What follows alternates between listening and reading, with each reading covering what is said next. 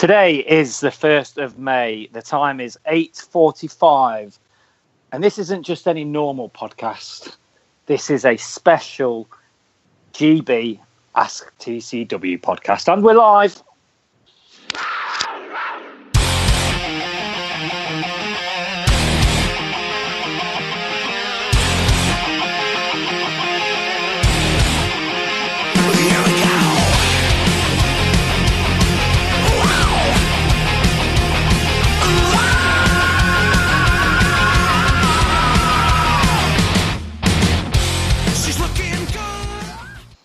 Go.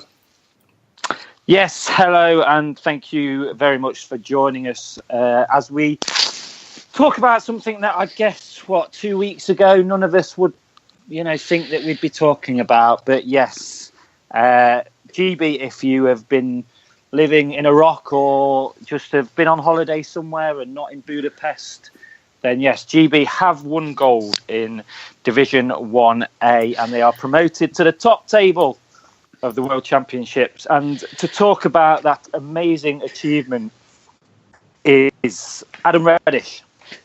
Hello. Andy Haywood. Evening. Antoine Marie-Jeanne. Hola. Jono Bullard. Hello. And finally, he was in Budapest. You've watched the videos, you've heard him be excited, be speechless, but he has agreed to join us tonight. It's the one and only GB Media Manager. It's Mr. Chris Ellis. Good evening, Chris. Good evening. Have you come down from Cloud9 yet? Beginning to. Trials and tribulations of daily life and back to the day job and deadlines and things like that. But yeah, I just keep watching the videos again and then I get excited again. Probably watched videos about 15 times already. I must say, I watched the final one, like the extended highlights one today, and you do have to pinch yourself, don't you? It's just unbelievable. But yeah, I mean, you were there, as I said. Let's have a little chit chat about it. I said there at the start of the show 2 weeks ago. We dared to believe, didn't we? But I mean, just explain the whole tournament in your eyes and the highs, the lows, if there were any. I mean, what's your feeling about the whole tournament and what GB achieved? Well, let's not forget that they went to the tournament on the back of 2 defeats to Lithuania, who obviously were in 1B, but congratulations to them. They now go into 1A. I read social media and there were a few people who were quite worried, but I wasn't one of them. They were warm-up games. But there were people who were thinking, crumbs, they can't even beat Lithuania. But they were just for Pete Russell to get his team fine-tuned. I think the eureka moment and the big moment, it was the moment that threw the tournament on its head and made it the closest ever. The IIHF said they've never known anything like it. It was the number 6 seed beating the number 1 seed in that first game. Not only did GB have belief and did GB go from there, the other teams in the group were like hang on a minute, if this can happen, what can we do and what can happen? And you just saw that continue throughout the tournament. One night a team would go down, the next night they'd come and rebound. It was just like that throughout the tournament. And you just saw that belief. And I'm not necessarily saying that the chitter-chatter with the players, because I think they believed all week. But when you spoke to people, it was kind of like early in the week, it was like, well, what if they came? Oh, no, let's not talk about what if they went up because it's too soon. And then as it went closer and closer, and obviously you didn't want to talk about what if they went up the night before the final game, but they needed 1 point. So you couldn't help but talk about what would happen. What would we do? Just things like just off ice, even stuff about how the media team would work, how the off ice staff would work. And it was just one of those ones where the longer the week went on, you saw the belief grow. But I think the boys believed from the start they could do it. And Jonathan Phillips said, yeah, we always believed. We felt, they said, Jonathan Phillips said, we know how to play to our strengths. They've got some talented players. They've got an unbelievable netminder in Ben Bounds and strong players across the ice. And as the week went on, you could see the fans believing that they weren't just here to have a party and watch a few games. And the whole thing turned into momentum. And look, great teams find a way to win, and they did it with that Robert Palmer goal.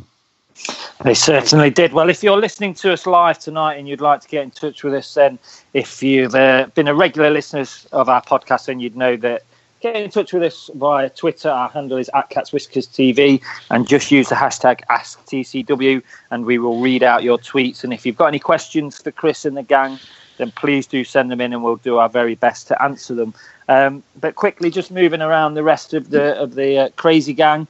I mean, Andy, I'll come to you first because we've not heard from you in a while, and it's lovely to have you on the podcast. What's your kind of feelings a couple of days after the tournament?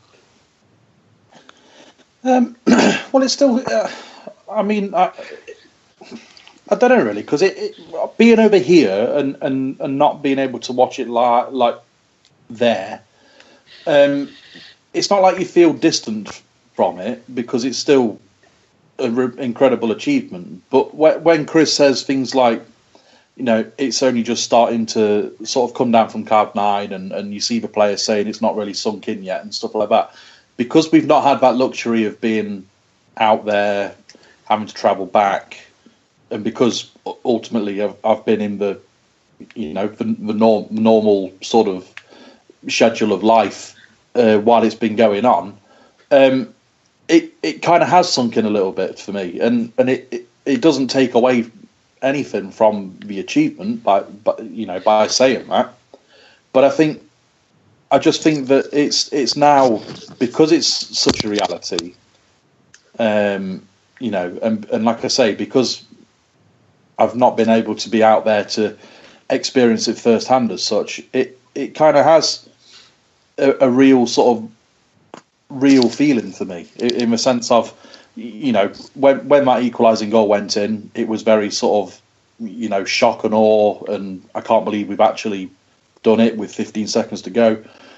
But very quickly after that, it was a case of, wow, we've actually done it. We're going to be playing with the big leagues next year. And I think one thing that I think everyone forgot about was the fact that after Farmer had scored, there was still overtime to come. No one cared.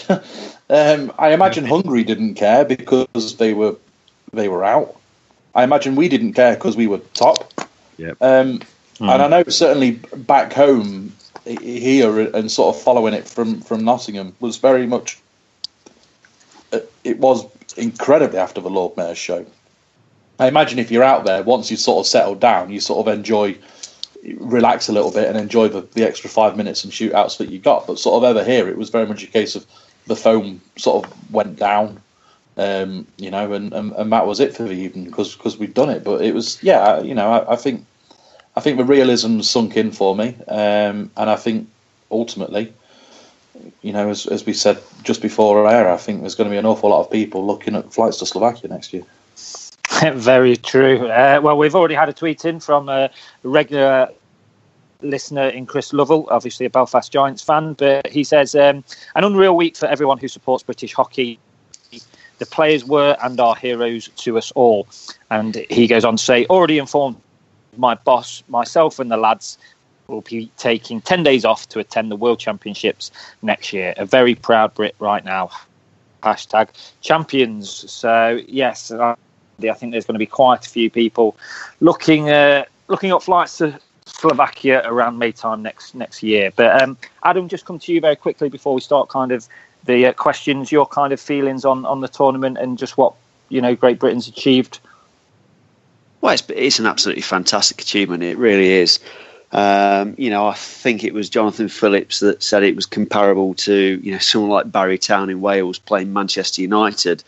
It was just fantastic to almost defy the odds, really. We went in as the lowest seeds, obviously, as others have said, and I must admit, going into the tournament, I had fairly low expectations about how we were going to fare. And I think, others are a bit more optimistic than me when we did the last podcast. So it was great to, maybe show some of the doubters that, GB should be a force to be reckoned with.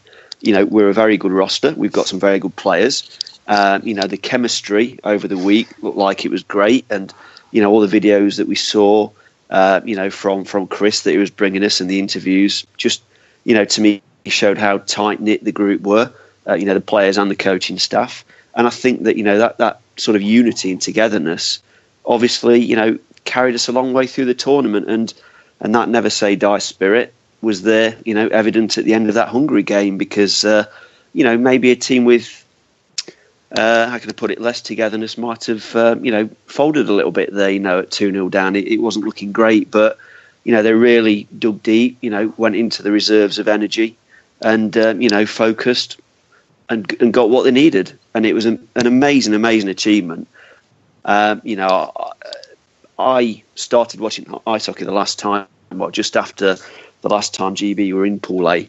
So, for me and for many other fans, it was the first time that we get the chance to see how GB fare at the very top elite level of world hockey. So bring it on. Really excited, but it was an amazing achievement. Okay.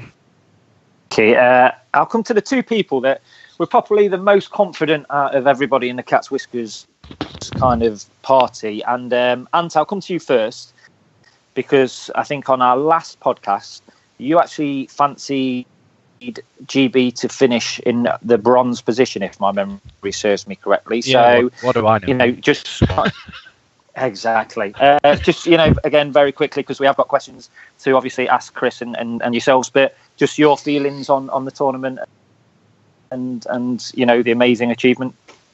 It was fantastic. I'm lucky that I work a job that includes flexi time, so the two sort of 3 o'clock face-offs, I only really missed the first 10 minutes, and I was able to listen to them on the Beeb. So I sort of rearranged my working week to coincide with the games, which was good. And obviously the high of the win at the start of the tournament, and then the absolute shellacking that we got by Kazakhstan, it's sort of like, oh, okay, a bit of realism here, but then to bounce back like the team did with the wins against Poland and Italy, and then to put us in that gold medal position was just unreal. And then I think I had complaints from 6-7 houses down the road when Farmer put that puck in the net. And then finally, Jono, I've got something up. Obviously, we've got a WhatsApp group, and after the first game against Slovenia, we were having a chat, etc. And you actually said, word for word, we'll finish top 2 and get promoted. We've beaten the tournament's top seed, so we have no one to fear. Now, obviously, I don't want to, sort of massage your ego even more, but you did say that you don't want to make out that you're a hockey genius or anything, but look what I've just said. So it obviously comes to no surprise to you what GB's just achieved. No, not at all. I was fully expecting that. It's a good job I didn't say much after the Kazakhstan game, which was the next one. But no, I mean, in all seriousness, and Chris has already alluded to it, that 6-1 victory in the opening game set the tone for the rest of the tournament. They've beaten the top seed, so they truly did have nothing to fear for the rest of the tournament. They've beaten supposedly the best that was there, so why fear anybody else who was there? And they showed that. They played with very little fear for the whole week. Even against Kazakhstan, the scoreline was a bit lopsided because they played very, very well for portions of that game. It's just that the Kazakhs were just very, very good and very clinical in front of the net. The rest of the games, especially when they was coming back as well, because I think they were behind against Poland, behind against Hungary, behind against Italy, I believe, at one point, and came back. The character that team showed was absolutely unbelievable, and they thoroughly deserved that gold medal. It was no fluke. It was totally and utterly deserved. Okie dokie. Right, let's get stuck into the questions, because we've got a few to get through. So I'm afraid, Chris, I'm going to be asking you everyone. And obviously, the rest of you, I'll mix in between the two. So let's get started with David Spence's question via Facebook. And he goes on to say, first of all, congratulations and thanks to Chris and the media team for their work and part of bringing the story of the gold medal to those of us that weren't there. My question is, whilst the opportunity for the players to pit themselves against the world's elite is a phenomenal one, is it not slightly naive to think that this will be a chance to truly grow the sport in this country? with a sense of reality could being portrayed as seemingly uncompetitive at the top level be a detractor for sponsors and funding and for the longevity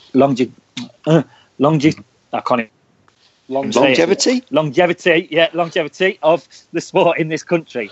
Nothing can be done about the small number of rinks, poor training times for clubs, juniors, etc. Does Chris think there'll be any form of legacy from Slovakia 2019, or should it basically be treated in the sense of one done and see if another miracle can be achieved? So I'll start with you, Chris, on that one.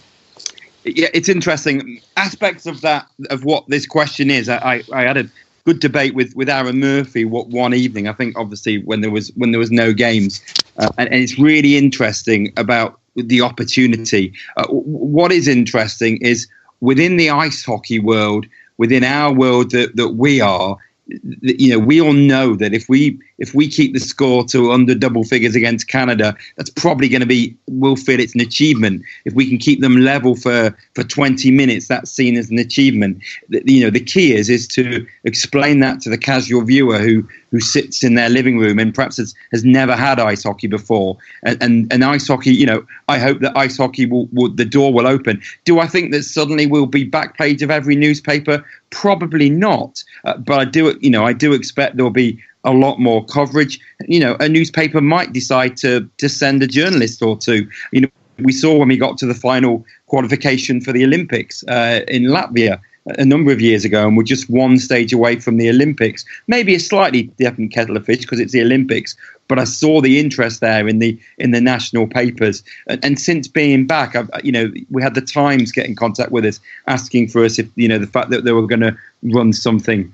In the end, I think they only ran a column. The Eye had a picture of the GB winning team, but they didn't ask for a credit or for poor old Dean Woolley. But we don't really care about things like that because it made the Eye newspaper. So already you can see that as well. But the question about one and done, I don't think it's going to be a detractor, because I think it's a way of getting ice hockey into people's living rooms. I mean, the BBC do a great thing about Get Inspired, and it's kind of like that. I think the key is for this country, not just Ice Hockey UK, but the other governing bodies, be it the EIHA or the Elite League. I think this is the moment where we know that this sport is going to be on people's agenda next year more than it normally would be. And I think there's got to be a joined up plan. We can go on the ice hockey side and say, can we have more camps? We had one a couple of years ago when I think it was Norway we played, and there was a break in November. I get it. Some clubs need to play every Saturday to survive, but maybe they just need to take a step back and look at the bigger picture and look what, surviving 1 year in the top flight and the sort of publicity that will bring, and then build like that. Look at the teams that have gone up. Korea have done that, although you do feel that their rise at the Olympics and they now might come back down, but they were in the spotlight for a couple of years. So I think on the ice hockey side, those people should get together, the people who can do something about it. But then I think it also is a case of finding ways of getting more people onto the ice, youngsters. Look at these guys, they're competing with the best. They might shock somebody. They might beat a team like Norway. They might be somebody like that. Who knows that another miracle might happen. They might stun a top 10 nation. But yeah, to me that it's the legacy, and that's a really good word from David, and I think they should work on that and work on staying in the division, but that's up to the coaches and the players. But the people around them, the admin people, need to work on a plan to grow ice hockey at a lower level, and to get people realising about this great sport. And it's only going to happen. And I'm not saying it has to be an amalgamation between Ice Hockey UK and AIHA. That would be great, but that doesn't seem like it's happening straight away. But everyone's got to get together and get a plan together that will see this sport understood and grow from this situation that GB men have unbelievably got themselves in. Andy, I'll come to you on this one. As Chris has said there, this is the best opportunity that we've had in tens of so many years. It really is we're not going to get a better opportunity than what we've got now. And like Chris has said there, it's about pulling everybody together to realising that, we've got to take advantage of this, really, haven't we?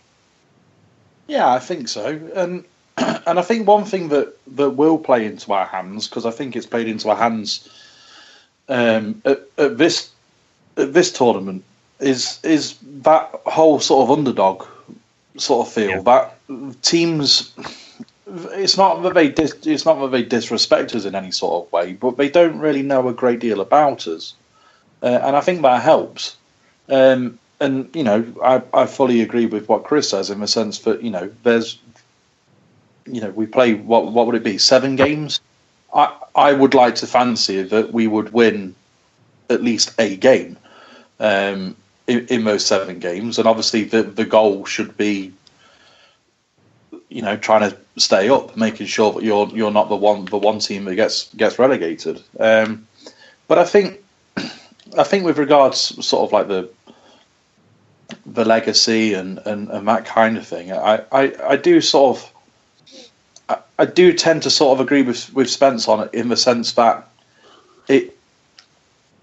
it's going to be a huge thing for British ice hockey, and it is going to be a big talking point, but it is also going to be something extremely difficult. And like Chris says, the issue that we have as a sport is that the people that know about it and follow it really like it. The issue is the casual fans that, like Chris says, if we end up conceding double figures against Canada, how do you explain that to the casual viewer that is to be expected, because they are that much better than us, and realistically we've probably not done that bad. It's that side of thing that is the sort of the real complex situation, is trying to bridge that gap between the people that are already invested because they follow the sport, and the people that aren't, but are now going to start getting interested because we're in the top divisions. And like Chris says, there's going to be an awful lot more sort of interest media wise because of what it is. So it's an incredibly complex sort of scenario that we've managed to get ourselves into, and it's kind of a nice thing to be in. It's nice to be able to have these sort of issues, shall we say, because it means that we've done something exceptionally well. Very true. I mean, Chris, I'm just going to come back to you very quickly on kind of something that you've mentioned, and then Andy's obviously mentioned it as well, in the sense of, informing the casual viewer that, like you say, if we've kept Canada or even, Sweden, whoever it may be, to a goalless period, for example, then that's an achievement. Now, and look, it's a couple of days since you've literally, been in Budapest doing the amazing work that you do, and obviously Dave Burnham and Dean Woolley, etc. But do you think that's maybe something that you will look at?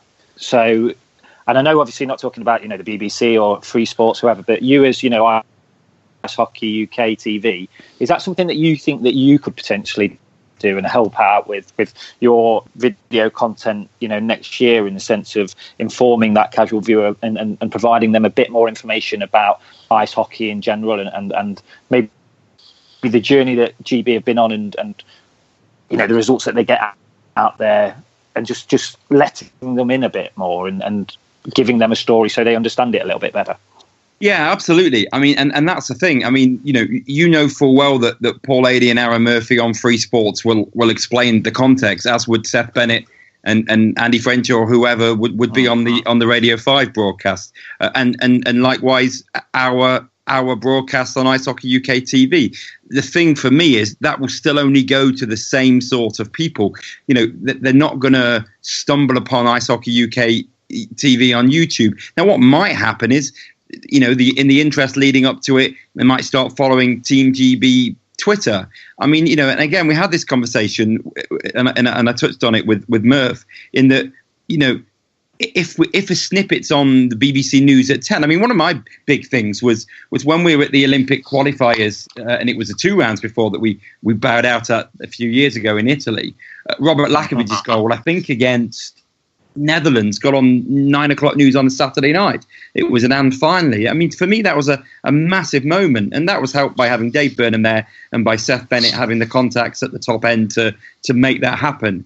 But to me, that was massive because this was ice hockey, GB on the path to the Olympics. This was a goal. This was on the 9 o'clock news, watched by millions. Fantastic piece of exposure, which money can't buy.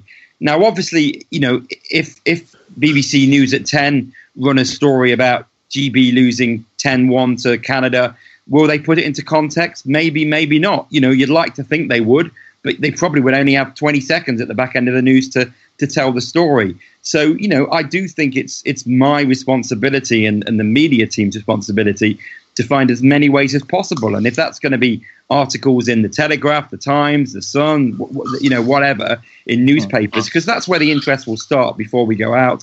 Articles on the BBC Sport website, which would no doubt be the front page, because it, you know, even at this level, it made the front page. So it's trying to educate people as much as possible that these are actually good results. And hey, look, we're talking as though they're going to lose them all. And, you know, who knows? I mean, this team, I'm sure if anyone on this team's listening right now, they're probably going, what are you talking about, Chris? We're going to turn Canada over because, you know, such is their belief in their own ability. And, you know, talking to them, they are so, I mean, how hard is that cut going to be for Pete Russell next year? When he's got the cut? And I think it's a slightly bigger squad in this division than it is. It's not 22, it's a few more, 25, I believe.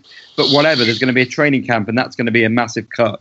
But you're right, it's finding as many ways as possible, because you know what the British are like, they don't really like losing sides, do we? So you know, it's finding as many ways as possible, as many outlets as possible to tell the story, but to tell this David against Goliath story, and not just have the casual viewer going, oh, GB lost 10-1, they must be rubbish, because obviously they're clearly not. So it's going to be an interesting year, because it'll all start now. And obviously it'd been interesting when, you know, to get that information out there to the people. And as I say, not just about the fact it's a good result to only lose 5-1, but come and watch our sport. It's available in a rink around the corner from you, and that's where the Elite League come in, and the EIHA and everyone. So it's going to be a big year. Very true. We'll move on from that, but thank you very much to David Spence for sending that question in. And I believe actually David Spence is going over to watch the World Championships in a couple of days. So, you know, maybe he's on a scouting mission. I don't know. Get in touch with Chris, and he'll get in touch with Pete Russell. But moving on to the next question from John Casey via the Cage, and it kind of keeps in line with the media kind of question that we've just kind of asked there. But John says, what TV channel would you prefer the World Championships to be on? BBC, where if we lose heavily regularly, we run the risk of turning any new viewers off ice hockey, or Free Sports, which did a really good job of presenting Division 1A, but has less viewers, even if they are ones that are more understanding if the results don't go our way. So, Chris, I'll give you a 30 seconds breather. Jono, I'll come to you on this one. Obviously, you work in the media now, so you'll have a bit of a expert view on this, but what's your kind of feeling on that? BBC, Free Sports, pros and cons on both sides. Well, BBC is going to have the exposure, and you're going to get your probably casual viewers are going to go in through BBC if it's on the website, or if it manages to get on a BBC channel somewhere. I think that's maybe a little bit off in the future, probably a little bit too high, but you never know. But I think it's a very, very good point that John makes, where it may risk turning new viewers off, because if, say, the BBC show every game online, people are watching it, and they are getting beaten by the likes of Canada and Sweden quite heavily. It's not going to look great to the casual viewer. They're just going to think, well, this isn't great. However, you still get that massive exposure by being on the BBC. With Free Sports, and I'm always going to stick up for Free Sports, because, you know, I've done a lot of work for them over the past few months on British ice hockey with the under-20s and the under-18s. they never got that exposure before Free Sports was available. And now Free Sports are giving them that exposure as well as the senior team. And I believe that Free Sports have got a deal for the next 5 years to exclusively show the top level of the World Championship. So it may be that it can't be shown anywhere else than Free Sports anyway. But I think Murph and Adi do a great job, as Seth does a great job on commentating on the BBC. I think the enthusiasm they bring to it is fantastic. And I just think Free Sports are a great portal to show ice hockey, but I think they are preaching to the converted a little bit, in that it's generally ice hockey fans who are watching it because of their ice hockey output already. I mean, they're going to be showing the under-20s final this Saturday from Ice Sheffield, so they're really starting to show a lot of British ice hockey at many different levels. So I think that's great, and that's a great way of getting it out there. And with it being a free-to-air channel, it does stand that chance of being exposed to quite a lot of people. But obviously the BBC is probably where you want to be at. That would be the pinnacle. But that may be a little bit unrealistic as regards watching it online or watching it on a BBC channel, say BBC One or BBC Two. I mean, Ant, I'll come into you on this one. Where did you watch or did you listen to the games via the BBC, online, and Seth Bennett? Did you do both Free Sports and BBC Online, or just one or the other? Yeah, I can't. Went on the 2 games that started at 3:00. As soon as I got out of work, I put 5 Live Extra on and listened to that, and then as soon as I got in, it was bang on to Free Sports, because I'm more of a visual person anyway than I am oral. I'm trying to say that in a sort of way that doesn't get me into trouble.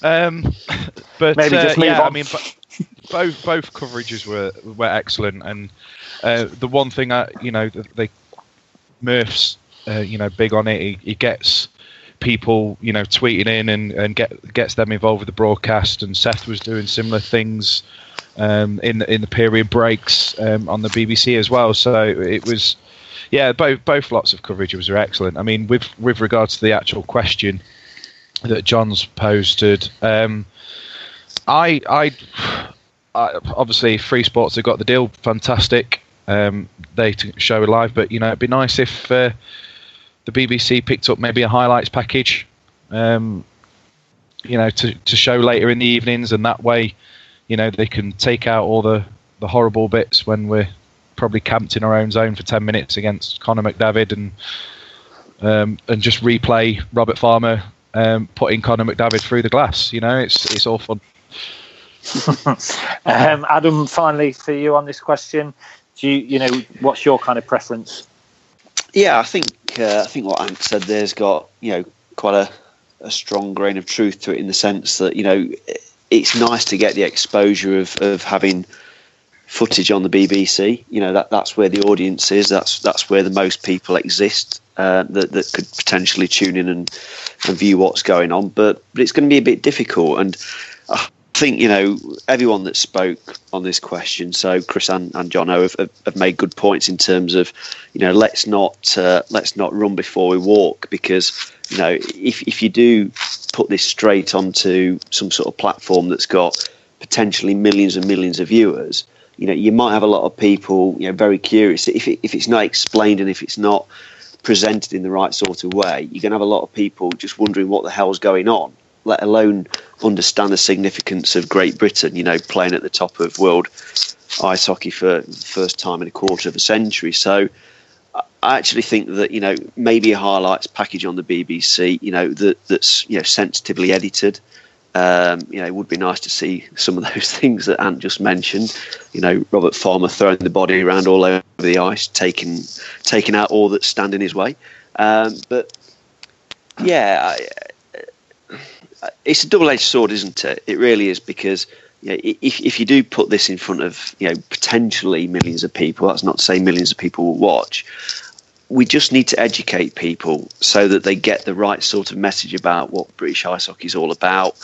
and that it's a bit of an educational thing, isn't it? We need to educate the masses about how good a product ice hockey in this country is, and obviously at its pinnacle, you've got the GB team doing amazing things. So it'd be quite sad in some ways for so many people to see GB potentially struggle. Nobody wants them to struggle, but if you're a realist about it, yes, we are going to struggle against the real giants of the sport. So let's try and focus on the best bits that we possibly can. And if that's the odd goal, I think we'll possibly be competitive against the weaker teams at the tournament next year. And maybe that's where more of an effort should go into, showing more of the highlights of those games if, we manage to squeak a win, or, if we're involved in a couple of really good games but we end up on the wrong side of the scoreline. So, I think that there's probably a mixture of different approaches there that we could possibly use to try and, get the sport over to a wider group of viewers and watchers. Okay, I think just very quickly.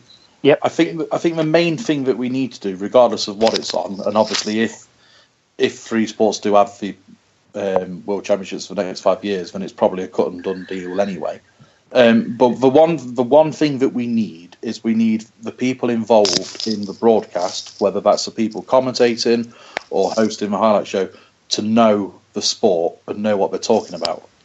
There's been too many instances relatively recently where you think back to the Olympics where they cut to the studio. They have a couple of people in there who obviously don't watch ice hockey, don't follow it at all, or anything like that, and they're making quite frankly ridiculous comments about look at that cameraman on the ice that they have to dodge round. Well, no, that's the referee.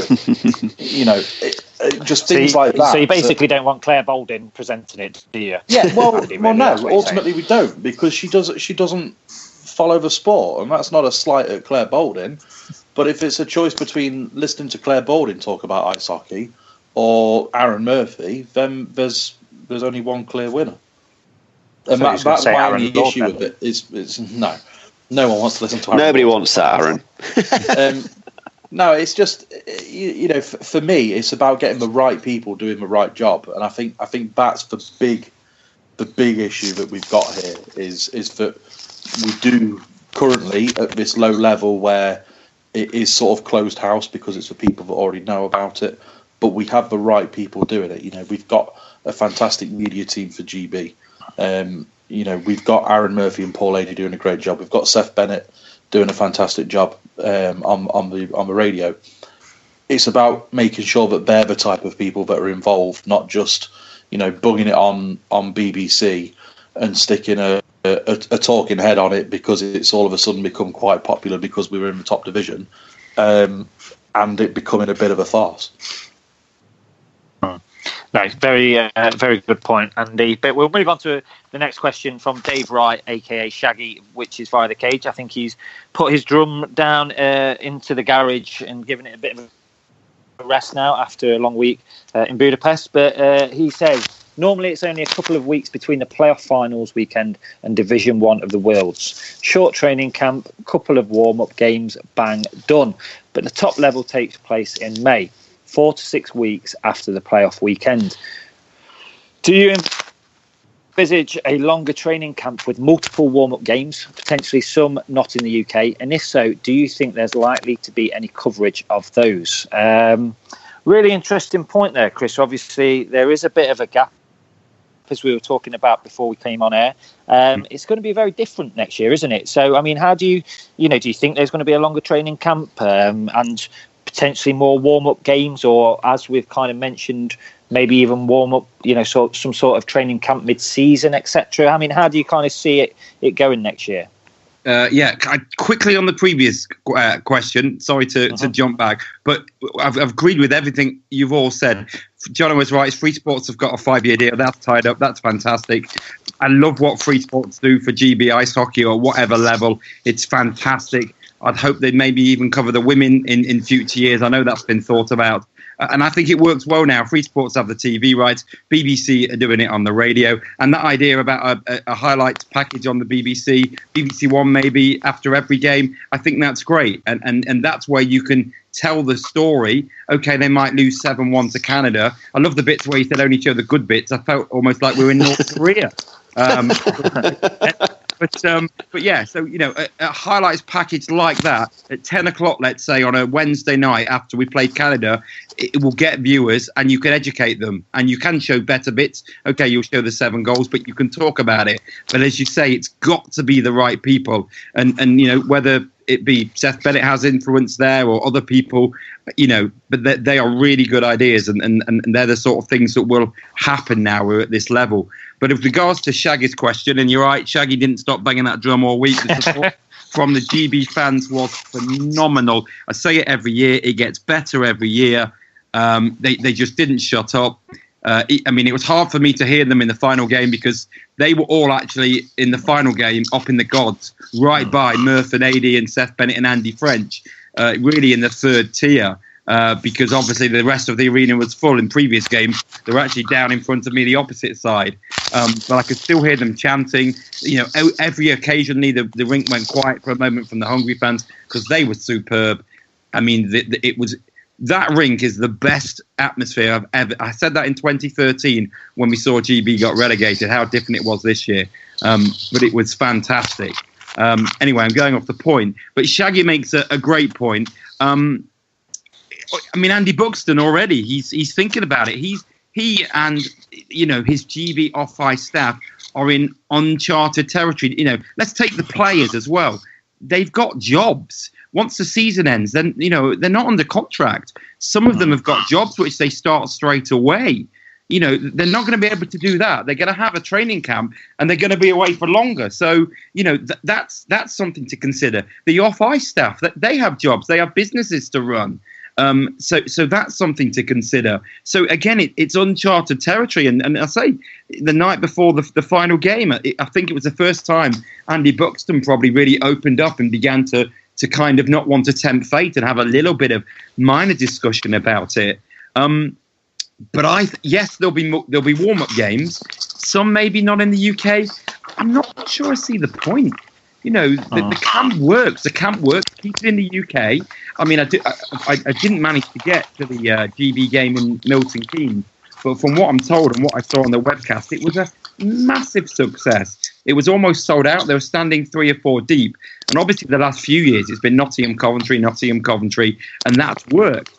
But I think it proved that they took them away from the more traditional venues for GB and went to another venue. So, I wouldn't be surprised to see maybe 3 games, and perhaps utilise some other venues as well. But of course, how would it work? Maybe a short break for the boys after the playoff weekend, but you don't want them having too long off the ice to get leggy. But you're right. Playoff weekend's probably going to be the second weekend of April, so there's a good 3 or so weeks. But yes, I think there'll be a longer training camp. I think the best bet would be in the UK. I see no reason to go anywhere else. Try and bring teams to the UK. You would think now GB are a Pool A nation. They'll probably attract the Pool A nation. You see that happening. You see the Pool A nations playing each other. So yeah, longer training camp. Don't see the need to go away. Get a decent opposition. Maybe bring one team in for a couple of games, another team in for one game. And then he says, will there be coverage of those? I don't know. It's something Free Sports probably would want to do because, as I say, they are the big supporter of GB hockey. But yeah, I just don't see the need to go away. But for sure, there's going to be a longer training camp. Just very quickly, obviously, a few of you have been getting in touch while we've been on air. Thank you very much for that. And if you would like to get in touch, it's at Cats Whiskers TV on Twitter, and just use hashtag AskTCW. Chris Gadsby, Jono, I think you know him very well from obviously the Lions media team. He says, one thing that isn't mentioned enough is how much hard work the academies across the country have done to help develop these players to what they are today. It isn't just the Elite League. It started right from the under-9s, from dedicated volunteers and coaches.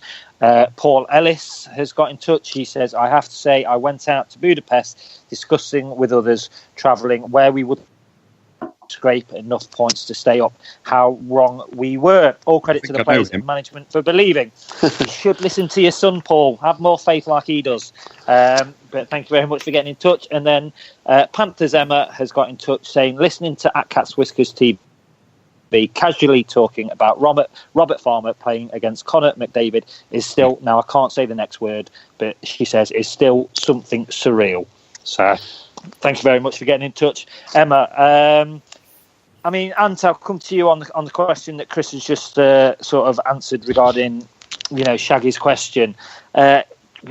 We've kind of got to have a longer training camp, haven't we? It's as kind of, we are going to somewhere that we've not been for many years, and it's, it is with the big boys, and we're going to have to kind of take it up another notch, aren't we, with our preparations next year? Yes, and that all takes money. So I'm hoping that, with the success that we've had this year and last year as well, and then the junior success that we've had this year, that this increased exposure does the thing that we need it to do the most, and that's bring more money into the sport. I'd like to see perhaps 2 weekends of games, similar to sort of what the Panthers have got this year and last season, where the sort of 3 weekends of games, that sort of thing leading up. Plenty of time for the players to get together. Where would you do it though? I mean, I'm not party to, where the meetups are and what have you. But it's almost like when Wembley was being rebuilt and England were playing all over the country. Maybe GB could do that. A game in Braehead, game in Cardiff, and then you've got a couple of games in England as well. Maybe a game in Belfast. Take the team to the fans, and then sort of generate something from there. Maybe. I mean, Adam, I'll come to you on this question. Do you kind of agree with what Ant's just said there and what Chris said before, that you do foresee a longer training camp and I mean, kind of what Shaggy's saying about taking games out of the UK? Do you? Yeah. I have to say I agree with kind of what Chris has said and what is the need for that. I mean, that's extra expense. That's extra expense that when you look at it, do you really want to throw money at taking the GB team away for practice games to, prep for the biggest event that they're going to be in for a couple of decades? I think that you'd be better served trying to, as Ant said, go around the country, play games in different areas of the UK. Take GB north of the border. Take it to Braehead, take it to Fife. What have you got to lose? I think that it's all part of trying to raise the profile of the GB national team. They've done an amazing job themselves of doing that, and Chris has done a brilliant job in terms of the communications and media side of it. But I think that the best thing to do is, rather than just seeing the GB team either on highlights or you see the odd live game, I'm thinking of people in Scotland now or further afield, actually take the GB side to them. Go and see what all the buzz is about. And it's just a good way, I think, of getting more people interested in the GB programme. So, when it comes to World Championship time or Olympic qualification time, more people are switched on and, following the fortunes of the GB national team. So, yeah, I think that, maybe, a few more games would be advantageous. You don't want the players to get out of the habits after they finish the domestic season.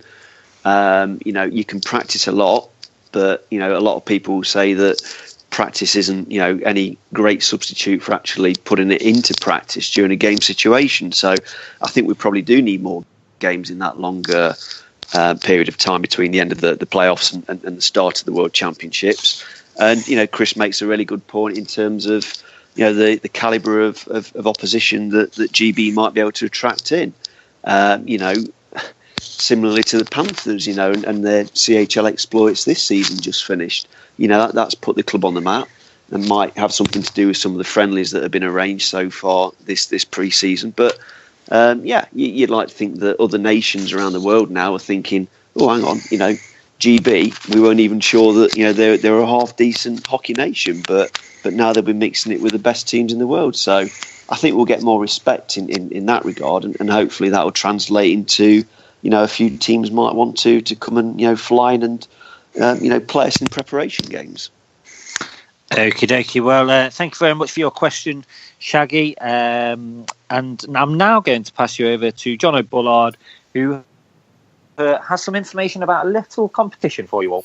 Yeah, we've had some items donated to us by Reverb Hockey. Go and have a look at them. reverbhockey.co.uk. They're a new company who've just gone into the clothing business, and there's a lot of stuff on their website, so do take a look at them. They've been kind enough to donate a couple of prizes to us for you lot tonight. So the first prize is a blue hoodie, and the second prize is a t-shirt. I've just tweeted them out on @CatsWhiskersTV, so you can have a look at them. So to win these prizes, the first one to reply to us on @CatsWhiskersTV from the question I'm about to put out will win the hoodie. The second prize will be the t-shirt. So the question is, what was the combined age of the 22-man GB roster at this year's World Championships that's just happened in Budapest, and we are talking about tonight? So that is the combined age of the 22-man roster.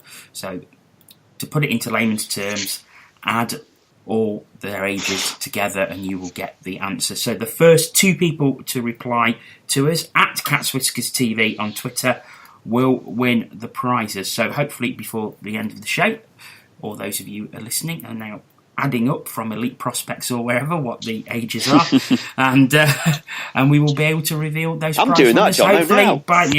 Sorry. The disclaimer is people involved in the podcast or the Cats Whiskers or Reverb Hockey cannot take part, unfortunately. So anyone else listening? So that is if the question again. The combined age of the 2018 22-man GB World Championship roster. @CatsWhiskersTV on Twitter. Send us your answers. The first two correct will win the prizes. Okie dokie. Well, thank you very much, Jono, and good luck to you if you are trying to enter that competition. But let's move on to the next question, and this one comes from Panther Lee via the cage, and a really good question, I think, because this is one that I've been thinking about myself. But to what extent have GB players put themselves in the shop window with their performances in this year's championship? I mean, Chris, I'll come to you first again, I'm afraid. I'll mention, sort of three players, and I don't want to pick, obviously it's a team effort and stuff like that, but, Can I guess you always... Go on then. Pellini? Correct. Bounds and O'Connor. Oh, you see, yes, you know me too well. But obviously you have to have solid net minding. Looking at Bounds' stats, he was, the fourth best netminder at the World Championships. 170. It doesn't, does it really? 173 shots he had to save. He gave away 14 goals. A save percentage of nearly 92%, and a goals average of 2.89. Now, like you say, it doesn't really give away, the whole story, because some of the saves he made were just outstanding, real worldies. And then the other two players that you mentioned, Brett Pellini, Ben O'Connor, joint third, scoring leaders. 5 games, 4 goals, 2 assists, 6 points. They pretty much that's for both of them. They had the same pretty much tournament. Goal scoring. It's they're up there top 3. Yeah. I mean, it's just has, and like I say, they're just 3 players that I've picked out, but have the whole team put themselves in that window where people are going to be going, do you know what, these are good enough for a DL team or a, maybe even a SHL team, etc. Can you see that happening? Yeah, I mean, let's start at the bottom and work up. I mean, obviously, those 3 you mentioned were the standout players. 2 of them got named into the media all-star team, and that was O'Connor and and Pelini. So that showed there was media from, that media room was massive that we were in. There was media from all around the world. But you start at the bottom. I mean, it's so hard to single out players. We're naming 3.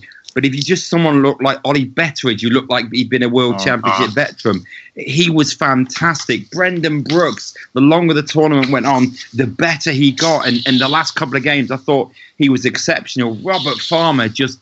he was typical Robert Farmer, got in the faces of the opposition, ruffled them up a bit, but came up with the big goal. So I think what it's done for maybe the lower-end British players, I mean, I don't know how many of them are under contract at their clubs at the moment, but they will suddenly have maybe made their clubs think, oh, hang on a minute. Do you know what I mean? So I'm sure that there's bound to be some British movement this year. So they would have put themselves in the shop window maybe for a better deal.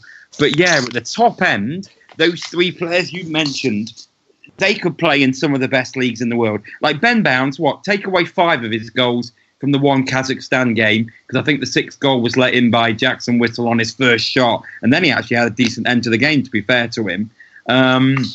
So Bounds, take away, he conceded 9 goals in 4 games, so that's barely over 2 a game.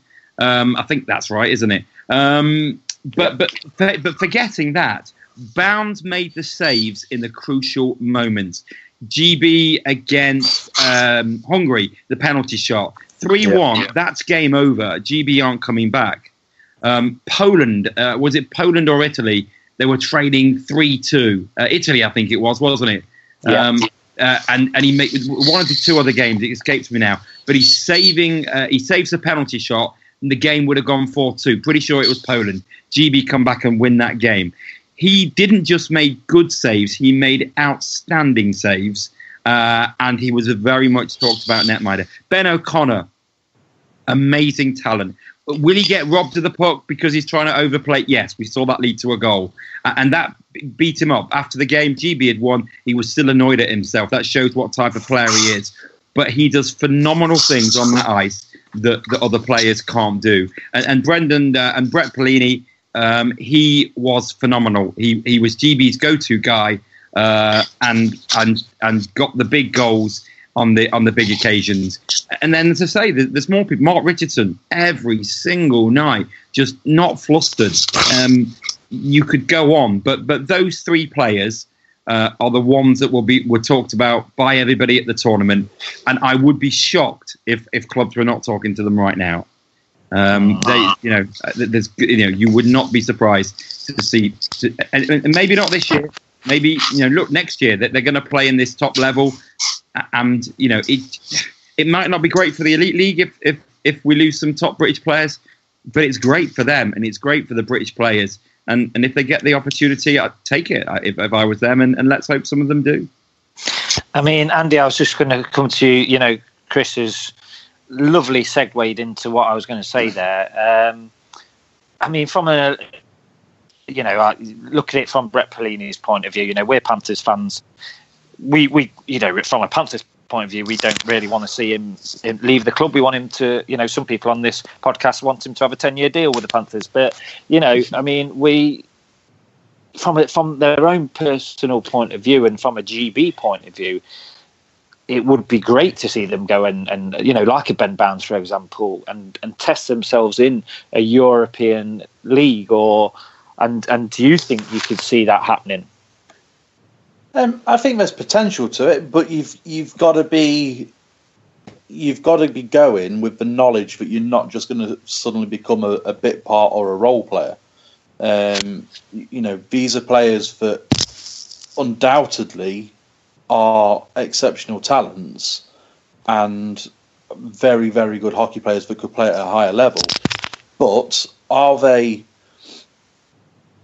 in the DEL or Allsvenskan or something like that, is Brett Pelini a go-to guy?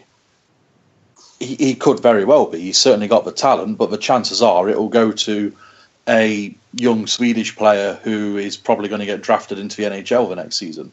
That kind of mentality.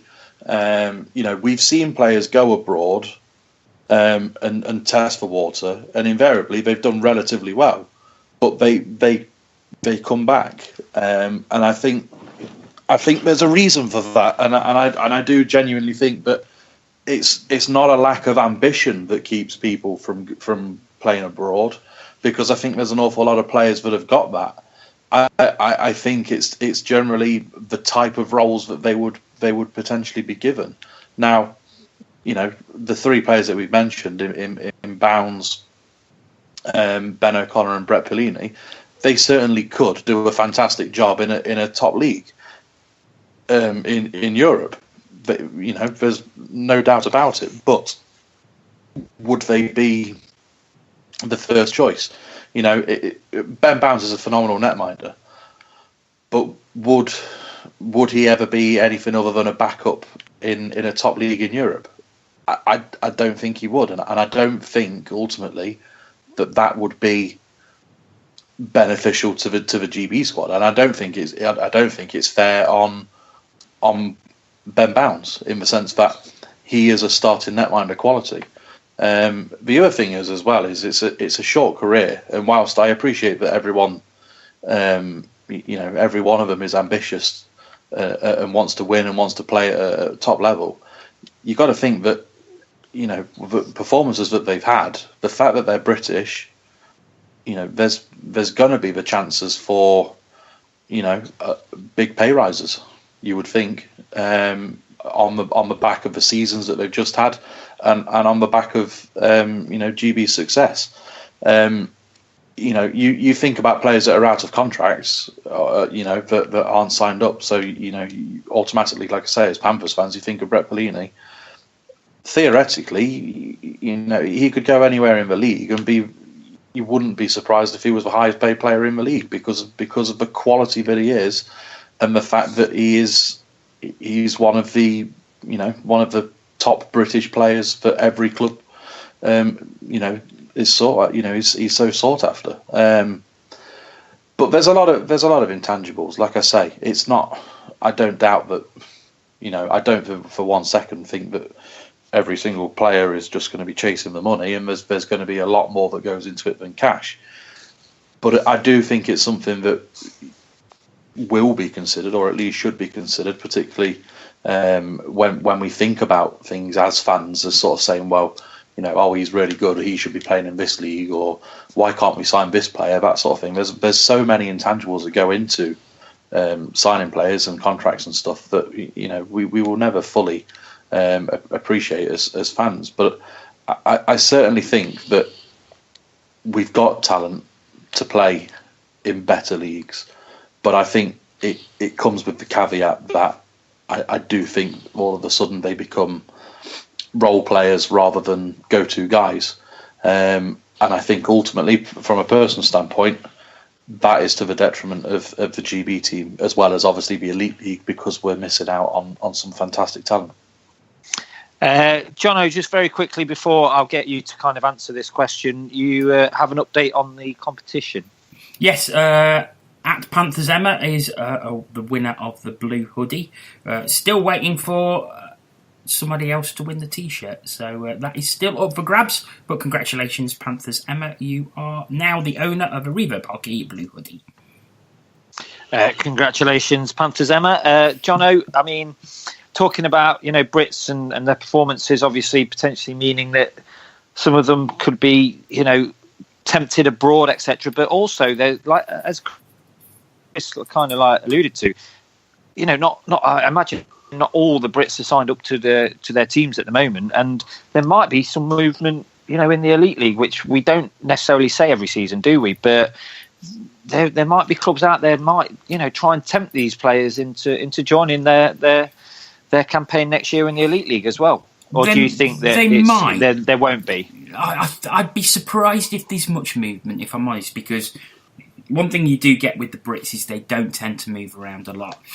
And to be honest, I think as well as Ben Bounds played, and he was phenomenal, from what I understand, he's incredibly settled in Cardiff. And I would be very, very surprised if he actually did leave Cardiff. I think he's onto a good thing. He's won 2 league championships in 2 seasons. He's an outstanding netminder. I don't think anybody can doubt that now. And if he's comfortable, then why not? Why would you change it? It's like Andy said, and I agree with what he said, that, okay, say an SHL team takes a chance on him or a Finnish Liga team takes a chance on him, but it's likely he's only going to be backup, which is not going to benefit him, and he's certainly not going to benefit Team GB when we're looking to take on the top nations next season. Because if anybody has deserved a starting berth in next year's World Championship, it's Ben Bounds. He's essentially dragged us up to 2 divisions with outstanding play in net. Pellini's a different animal because Pellini obviously came to us from the ECHL. I would love him to stay at the Panthers for several years. I think he is the natural replacement for David Clark, who, of course, we won't be seeing anymore. And he's extremely big skates to fill. So Pellini, for me, I would love to see him back at the Panthers, but I think if anyone's going to be tempted away, it's going to be him. He got the MVP in the tournament. That's a huge accolade for him, and that is going to get a lot of clubs sniffing around him, whether that be in bigger leagues in Europe or back in North America. So to Rich Chernomaz, I would say get him tied up to a contract very, very quickly if you haven't already. And just finally on that kind of point, and I just believe you have kind of one sentence that you'd like to say to the Panthers on Brett Pellini. 10-year deal. There we go. There you go. You heard it here first. So, but obviously it'll be an interesting summer to see whether some Brits do make the move abroad after obviously what they've just achieved. But we will move on to another question now, and this one comes from Angus Wilson. From Twitter, and he says, amazing stuff by Team GB. However, does this mean that ice hockey gets some funding, even if it's just for the GB squad? And then obviously, we've already talked about it, but he talks about having a few exhibition matches, etc., through the season. But Chris, you kind of talked earlier about Andy Buxton and the work, starts now, really, doesn't it? I imagine for him and his off-ice staff, like you said, and maybe even yourself from a media point of view. But is a bit more funding really kind of crucial for GB now? Yeah, I think so. I think it would be needed. As I say, there's longer camps to think about.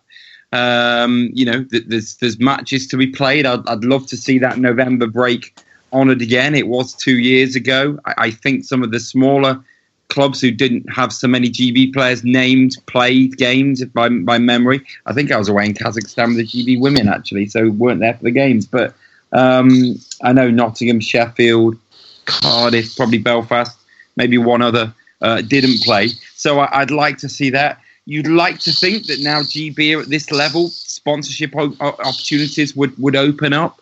It's a more saleable product now. They're in the eyes, the spotlight, the hockey world. If you've got a business maybe that's multinational, I would like to think that it's a more saleable product now, the GB national team. We've been very lucky, from our level with many of you know, our McDonald's sponsorship comes from Jerry, who has a number of franchises in Nottingham, and he's been great for the media team. In fact, I think he tweeted not long after the final hooter saying, I think you want a bigger budget now. So that, Jerry, that if you're listening, that's in writing. How's that private plane coming along? I'm not sure that one's gonna come to fruition. But no, joking aside, Jerry's been fantastic for the media team, and if it wasn't for him, we wouldn't be able to bring you the things we do because there just isn't the budget for it. So a massive thanks goes to Jerry and McDonald's for that. But yeah, you would hope that some big deals would come the GB way to be able to fund extra games. I say fund those extra games. You would hope that those extra games would bring in revenue as well. They should do, because they would get decent crowds and people would turn out for them. So I think GB suddenly become a more saleable asset, for want of a better phrase, and that will be for the marketing and sort of salespeople to do over the coming months. Adam, like Chris has just said there, GB has become that saleable incredible kind of asset now, hasn't it? It's really on the rise. Even if you go back to last year and the promotion in Belfast, obviously, hosting the event, etc., etc. It just seems to be building, and you'd like to see that, kind of that's replicated from a funding point of view, and some companies do actually, support GB ice hockey, like, as Chris has just said, what the work that McDonald's have done with the media team. Yeah, I mean, its stock is high at the moment, and commercial entities like being associated with success. The two things go hand in hand. So, now is a perfect opportunity for levering in new sponsorship, bringing money into the GB setup, because I'm sure that whatever the budget could be, Andy Buxton would like to have a higher budget. Because it helps with all aspects of preparation to get us ready for next year. So, yeah, I think it'd be really, really positive if the media coverage that we've received, last year after winning the pool, and now repeating that, albeit at a higher level this year. That's got to be levering in some interest from the commercial world for companies that want to. Be associated with a winning brand, and that's what GB is at the moment. It's a winning brand of hockey. So let's hope that the commercial people can do their magic and get a few other big well-known companies to associate themselves with GB, because it's a win-win, isn't it? And I think that the exposure that they can bring, companies that want to be part of the I don't like to say because it's a bit cliche, but part of the journey. That they'll get something from it, but we'll get something from it as well as GB hockey, but also those fans that support GB hockey as well, because we'll get to see, and this is no slight on the people that are involved in it now, but more professionalism. A bigger budget means more professionalism, and that can only be a good thing. So yeah, I think this is almost a once in a generation sort of opportunity to attract more interest into the national team and the national setup. So, fingers crossed, we can actually do something and push the GB program onto the next level. Okie dokie. Well, thank you very much for that question, Angus. We'll move on to the last few questions that we've received for tonight's podcast, and this one comes from Robert Mansell from Twitter, and Robert says, do we look to boost the squad with NHL players in Nathan Walker, Danny Taylor and Brendan Pellini? Obviously that's if they are eligible. Brendan Pellini's not, I don't think. Yeah, he says he's not sure if the 4-year rule counts, as he was only selected for Canada under 20s. I mean, I'll be honest and say I'm not too sure on whether he is or not. I know he hasn't played over here, so I don't know if that would come into it. I mean, we don't need Brendan. We've got Brett. I mean, let's be honest. Obviously joking aside there. But Ant, I'll come to you first on this one because you've been a little bit quiet for a few minutes. Obviously I think back to maybe, I don't know when it was, and Chris might be able to, kind of correct me on this, but was it 2-3 years ago there was all these discussions about kind of dual nationals, etc. And there was people saying yes, people saying no. I mean, do we boost the squad with these NHL players if we can? If they're available and they want to play, then for me, you always pick your strongest squad possible. I mean, Chris said earlier that the squad size is actually bigger for the Elite League, so there are spots available without actually dropping any of the current lot. So, but for me, if you're eligible to play for GB and you want to play for GB, and that's probably the biggest thing, then yeah, the selectors need to be picking those players that are the best possible players, so long as they can fill a role. I mean, it's no good picking 25 forwards and then you've got Ben Bounds, obviously, but I mean, the names mentioned, it'd be nice, wouldn't it? It'd give us a little bit of extra firepower and yeah. I mean, I've never been massively against dual nationals in there. I think we've got a good, strong core of British players that adding 3 or 4 of them to the mix. It doesn't faze me. I'm for it. You pick, if players are available and they want to play, pick them. Andy, do you agree with Ant on that point? Yeah, I do. The only issue is obviously it comes down to like a lot of things. It comes down to an awful lot of money. I mean, obviously there's the whole Winter Olympics and the NHL. They weren't willing to let the players go because of insurance and stuff. Now, I know it's the end of the season, and there's a lot of things that that don't really matter in that sense because the year's done. But do the players want to come over for a start? I would like to think that yes, they probably do, because ultimately we're in the top division now, so that we are playing against their peers and their teammates pretty much. But obviously the other stipulation is that they're available. That it runs during the hockey season. You think of the names that were sort of mentioned there. There's only Brendan Pellini, who you could argue is a full-on NHL affair. I think Nathan Walker only played 2 games last season and was loaned out somewhere. So again, there's a lot of intangibles like with everything, but I certainly don't have an issue. I do like the way we've gone, where it's become a GB squad with a few sort of additions.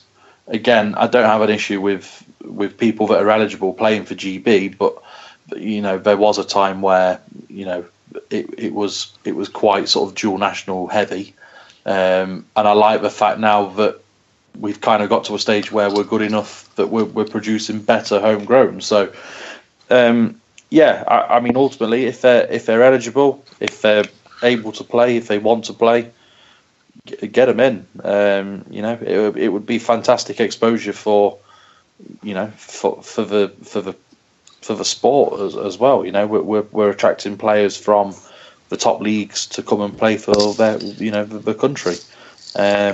I'd like to think that on the back of his performances, that if Brendan Pellini is available, that I'd certainly like to think that Brett's put in a good word and said, what, let's make a choice and let's play for a national squad together. But like I say, there's a lot of intangibles and a lot of ifs and buts, I suppose. But no, it would be lovely. I mean, John, I'll come to you on this question before I kind of wrap it up with Chris. But for people that don't know, you went to Estonia earlier on in the season to see, the under-18s, I believe, if my memory serves me correctly. Yeah, that's correct. Yeah. Yeah, I mean, so obviously what the kind of talent that GB have got in the ranks coming through the ranks. So where do you stand on? I know obviously next year is potentially really going to be too early for some of those players, but I mean, where do you kind of stand on this? Do we go and get those NHL players in, or do you believe it's kind of stick with what we've got and maybe just add a couple of youngsters to give them experience? Maybe I don't know what's your feeling on it. It's a really difficult one, because you do need to strengthen to compete with the teams that we will be playing. But however, is that exactly fair on those players who have got us here, who have played fantastically to get into this position? It's a bit of a kick in the teeth for them if they're then pushed aside for players that are in the NHL. And obviously you do need to improve the squad, but it's a really, really difficult one. And the thing is as well, if you're a British player playing in the Elite League or wherever, you think, right, if I have a career season here, I've got a chance of playing in Pool A of the World Championships. So is this going to improve or increase the ability and desire of the British players that are already playing in this league? Because there's a limited amount of spaces in that squad. So they're all going to be battling for those places to play at the top level of world hockey, and who can blame them? But yeah, it's tough. It's very tough because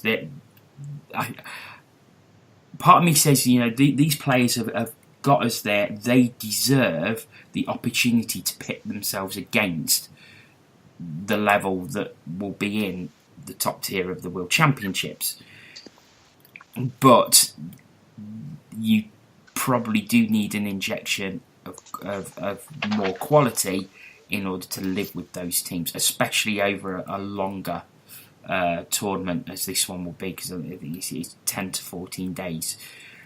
It's really, really tough. It's really, really tough. I wouldn't be adverse to it, but I still think that the guys who got us there need to have the chance to play at that level.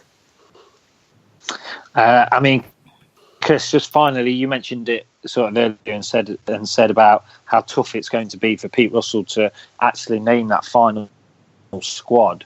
Because there's as Jono just mentioned, all these players that have played in these last two kind of World Championships that obviously got us promoted, from B to A, and then obviously what's just happened last week.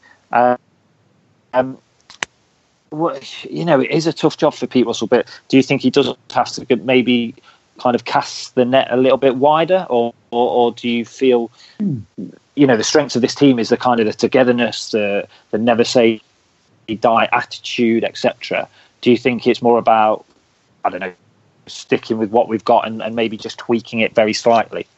I think so too. Yeah, I mean, clearly there's going to be guys on this team that for reasons that we don't know right now won't make it. Bad form, injury. I mean, Evan Mosey was on that plane, wasn't he? If he'd been fit, he didn't make it. Probably Sullivan was the guy that made it because of Evan Mosey. And I thought Sullivan, didn't log loads of ice time, but didn't put much wrong. I think I saw him, not seen much of him play really, to be honest, in recent years. When the team's not in your conference, you don't get to see them that often. I would like to see the majority of this squad kept together. I mean, don't forget there was 8 debutants at this tournament. Some of that was from players retiring. David Clark, obviously Jonathan Weaver played at a lower level. I guess if Jonathan Weaver played at a bit of a higher level last year, he might have been considered.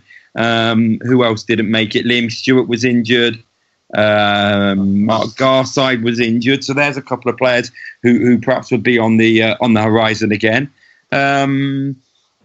Sam Duggan is another young talent that was in a previous squad and wasn't this one, and I'm sure he'll knock on the door once again. I would like to see the team stay the same. If they find a dual national that's available and is prepared to come in for Great Britain for a long period of time, great. I don't want to just see a dual national come in just because it's a top flight and then they get relegated and we never see them again because suddenly they're not available. I want players to come in and want to play for Great Britain. And, you talk about these supposed dual nationals.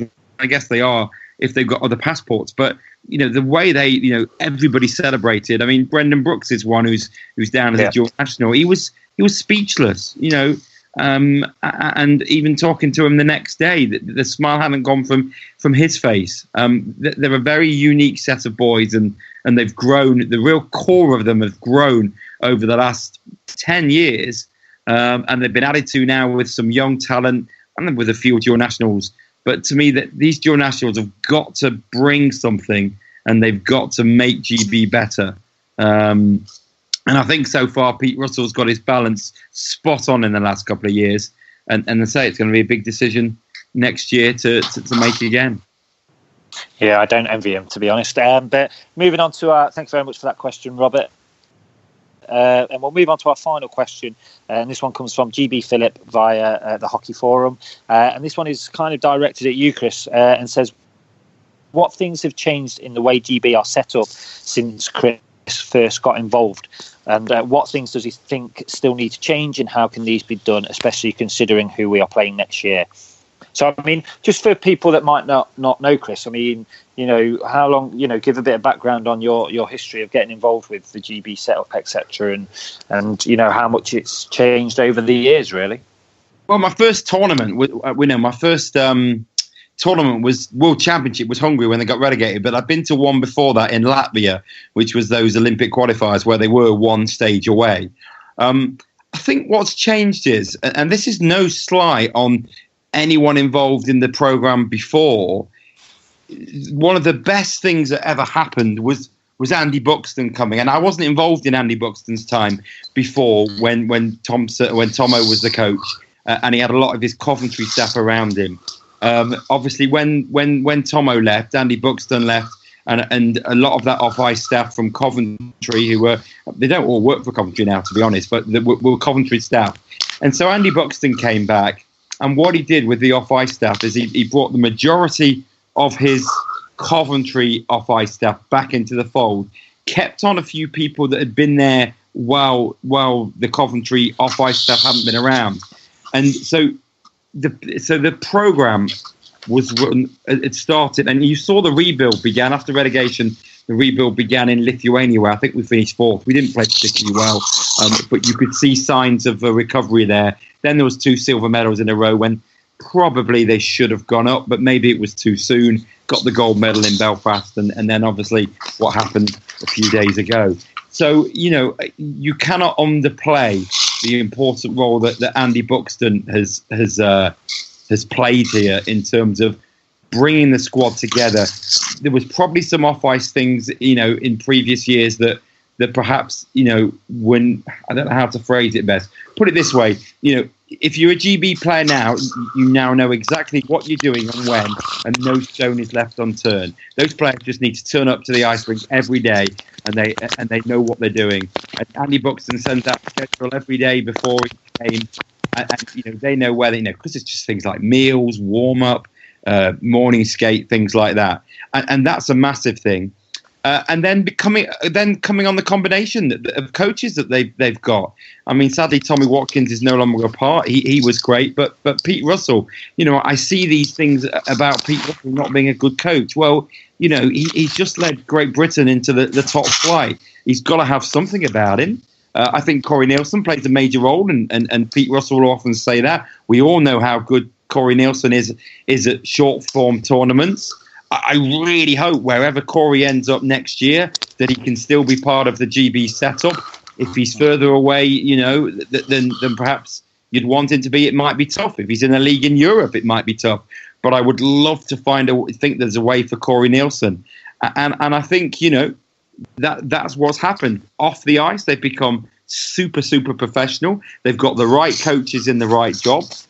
And those players, the core players, are still there. Okay, sadly, we've lost a legend in David Clark. But people like Jonathan Phillips, people like Mark Richardson, players that we've already mentioned, the star players, they're there, and they've been together for so long. And as they say, they don't just make it up. They are friends. They're best friends. There's no like, I'm better than you. And it started it, and you could see that rebuild happening when Andy Buxton came back, and they've progressed from there.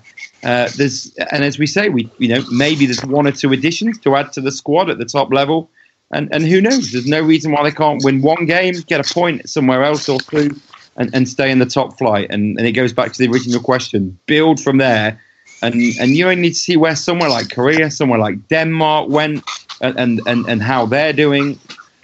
And who knows what's possible for British ice hockey?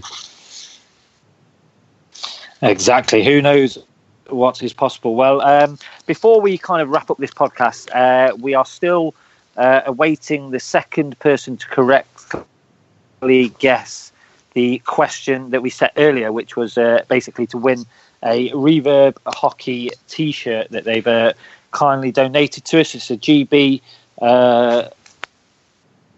hockey T-shirt, and I believe, it basically says what it says. Does it just say farmer, farmer, farmer? Obviously, if my memory serves me correctly, it's replicating what Aaron Murphy screamed after Robert Farmer scored.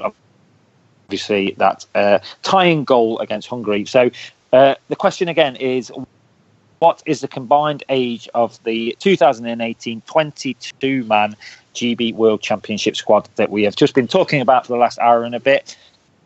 Quickly, we've got about 5 minutes left of this podcast, but do send your guesses into @CatsWhiskers TV, and obviously, fingers crossed we get the correct answer and we'll be able to announce that. But if not, obviously the competition will still run after the podcast. Just keep an eye on our Twitter handle.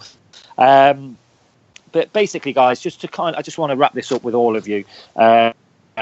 So, just a quick word from all of you, really. And I've just got kind of some more stats to throw at you, really, just to kind of point out and make it real about the fact of what GB have just achieved. But top in the group with 11 points, 3 wins, 1 overtime win, and just that one loss against Kazakhstan.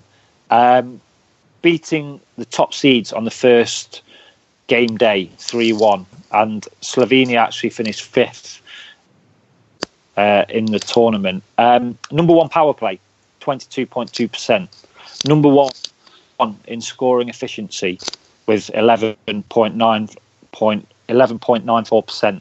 134 shots on goal, 118 saved, with obviously scoring 16 goals. As mentioned earlier, joint third in the scoring leaders chart. Ben O'Connor, Brett Pelini, Robert Dowden, number 10th. And next year we will be playing potentially the likes of Russia, Sweden, Czech Republic, Switzerland, Belarus, Slovakia, France, Austria, Canada, Finland, USA, Germany, Norway, Latvia, Denmark and Korea. They are the countries that are taking part in this year's, obviously, top competition. I've listened to you guys answer the questions over the last kind of hour and a half. I watched the games, I listened to the commentary, I've watched the videos that you've put out, Chris, from Ice Hockey UK. And once again, I just have to say they are absolutely amazing. And thank you very much to you and obviously Dave Burnham, Dean Worley, Seth Bennett. They're the ones key behind. They're just, you've taken it to another level. And even listening to you guys answering the questions and stuff like that, it still doesn't really feel real. And I've got paper in front of me with all these stats and everything, and it's just unbelievable, And I'll hold my hands up. And I didn't think we'd necessarily get relegated, but I didn't have us down for a medal. I thought, 5th, 4th. I think that would have been a good achievement for us. So to come out on top with another back-to-back gold is just utterly unbelievable. But I mean, just finally, like I say, and if we can keep it nice and short, obviously, you've talked about it for an hour and a half. How do you feel now? And just again reiterate how much your feelings on what the on ice staff have achieved, and also the off ice staff. Because it is, as Chris has alluded to, there's a lot that goes on behind the scenes, and they deserve the credit and they deserve that gold medal. And the accolades that are going to come to them over the coming weeks and months, just as much as the players. But it really is unbelievable, isn't it? Really, and Andy, I'll come to you first, just as a final kind of, just to sum up, really, for us. I mean, the only thing I haven't mentioned is the fund for the Corey Nielsen statue on Bolero Square. I just think, like I mentioned in my tweet, the signing of Brett Pelini out of completely left field, no one saw it coming, no one really knew about it whatsoever, and he's qualified as a Brit. He's played for the country. He's been a complete difference maker. Like you say, it really is unbelievable. It's trying to sort of put it into context for work friends and stuff, it's just impossible to do, because I don't think there's any sort of analogies that sort of fit it. It really has been simply stunning. Adam, I'll come to you. Just again, final thoughts. Just incredibly proud of everybody that went out there last week and brought home the gold medal. That they've put GB hockey on the world map now. We were getting there last year, but now I think we've got even higher profile than ever. So an unbelievable effort. I might even give a round of applause to the Steelers contingent of GB players when they play the first game against us next year.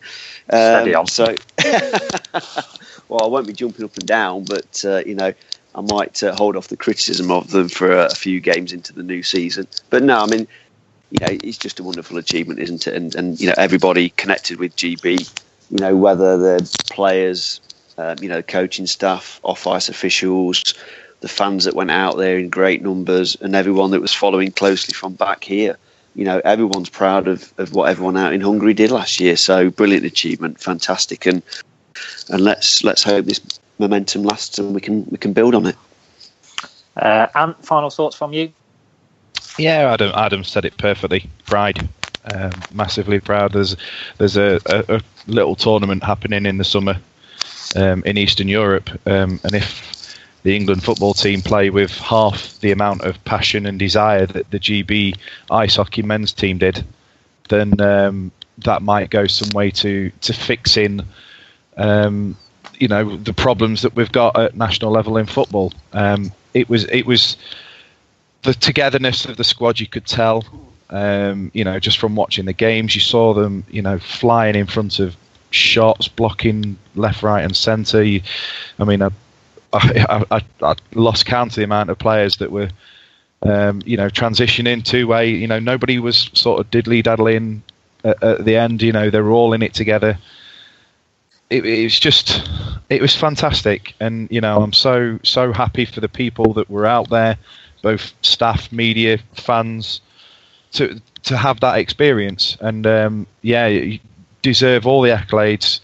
And now the hard work starts here. So let's celebrate for now, but we need to start thinking about what we're going to do next year now. And Jono, your final thoughts? Yeah, pride is the big one. It felt incredibly proud seeing the team win and celebrating the way they did. But now British ice hockey has been presented with a golden opportunity, and it's time for everyone to come together, governing bodies, teams, players, fans, everyone, and now take British ice hockey to the pinnacle that it deserves to be at. This game has been sort of a best kept secret for the past few years.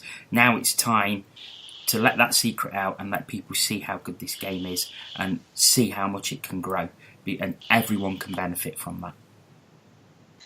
And then I'll just give the final word to you, Mr. Ellis. You've, as we said at the start of the show, you're lucky to be there, but after a couple of days and a bit of reflection, just kind of final words from you. It's very hard. I think you guys have summed it up almost perfectly. To put it into words, it's very rare that I'm lost for words. But the moments after that goal went in, I was very lucky. I was sat I had to stay in the fact it went to overtime kind of worked for me, because we were tweeting out GIFs when goals went in, and the Wi-Fi was very poor and they weren't going via Wi-Fi, but we had got a plugged in line. So those GIFs actually were taking about 30 seconds to go, even with that. So once the game went to overtime, it was like get the final tweets out. Match report was kind of being written as we went on. But then I was obviously needed rinkside for duties for Radio 5 Live, into Seth's commentary for live interviews, which we also doubled up on the television piece. And imagine how different they would have been if that goal had been in. We'd have probably kept our distance and grabbed a couple of guys in the mix zone where all the players went after a game. But being able to kind of make my way down rinkside and to stand by the bench for, I think I heard earlier you say no one cared about overtime. They didn't. There was just smiling faces, there was cuddles, there was people asking for for people to go and get their phones from their dressing room because they wanted to record that moment.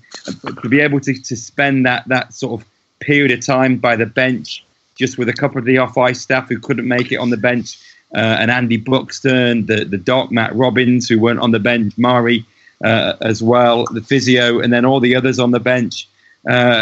Once the whistle went, it was unbelievable. Once penalty shootout had gone, and I was able to have that most fortunate thing to step out on the ice. Some of the guys I've seen grow up as from youngsters, as and seen grow as players. So just thinking about it kind of gets me a bit emotional, and I just consider myself really fortunate that I was able to.